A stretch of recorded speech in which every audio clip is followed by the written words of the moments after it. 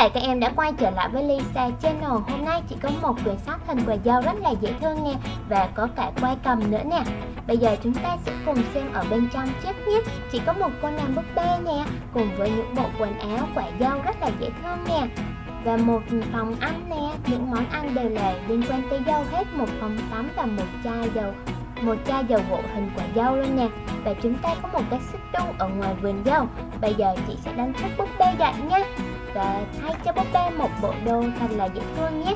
Chị sẽ cho búp bê mặc đầm nha. Chúng ta sẽ cho búp bê mặc chiếc đầm hình quả dâu này nhé. Bây giờ thì chị sẽ cho búp bê qua bên phòng bên cạnh để ăn bữa sáng nha.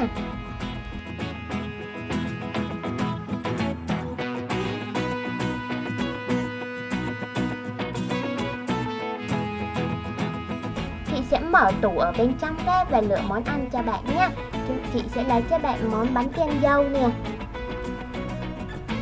Một món bánh kem dâu rất là ngon luôn. Sau đó thì chị sẽ lấy cho bạn nước uống nhé.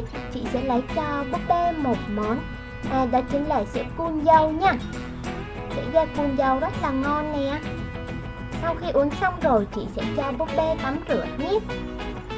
Búp bê có một bồn tắm rất là rộng nè.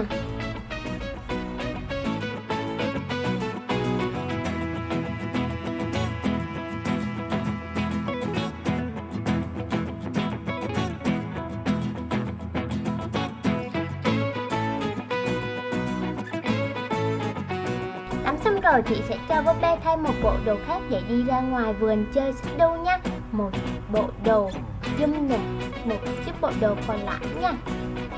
Và đội cả mũ nữa nha, vì chúng ta ra ngoài vườn chơi xích đu mà, sẽ để đỡ bị nắng hơn nè. Trong bộ đồ rất là dễ thương đúng không nè?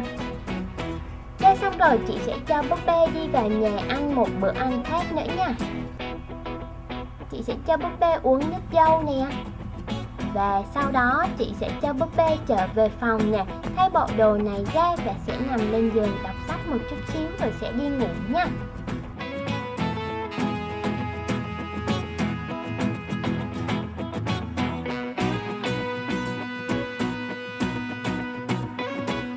Một quyển sách rất là dễ thương và xinh xắn đúng không nè? Bây giờ chị sẽ hướng dẫn cho các em cách làm nha. Đầu tiên chúng ta sẽ in những trang này ra nha. Các em có thể vẽ theo hoặc comment ngay bên dưới video để nhận file ảnh nhé. Sau đó chúng ta sẽ sử dụng băng keo trong nha để dán mặt trước và mặt sau, rồi chúng ta sẽ sử dụng kéo để cắt tất cả ra nha. Bây giờ các em hãy lựa những trang nền và những trang góc này ra nhé. Chúng ta sẽ gập đôi lại nè. Tiếp theo chúng ta sẽ sử dụng băng keo hai mặt để dán lên những cái đường màu vàng nha.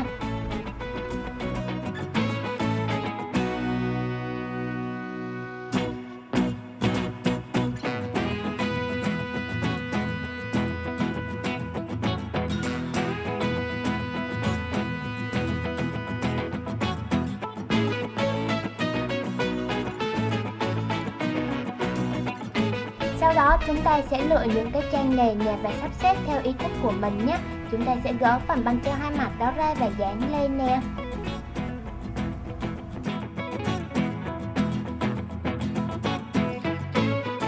Và hai trang còn lại chúng ta cũng sẽ dán giống như vừa rồi nhé.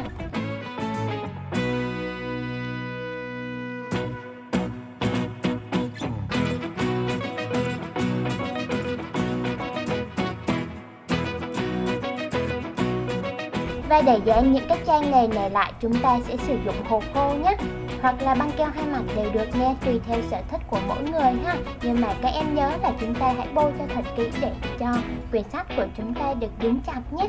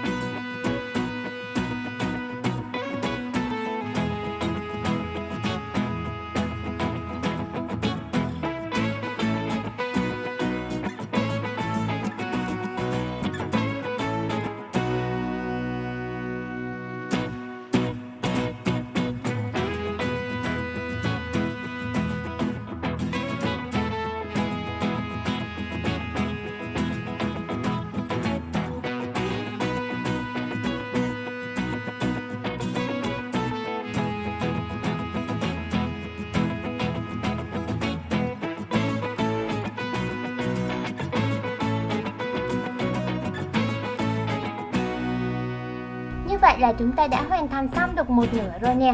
Bước tiếp theo cực kỳ đơn giản, đó chính là chúng ta chỉ cần sắp xếp tất cả những đồ dùng và quần áo vào bên trong căn nhà thôi nhé. Và lần này thì các em sẽ sử dụng bằng băng keo hai mặt nha.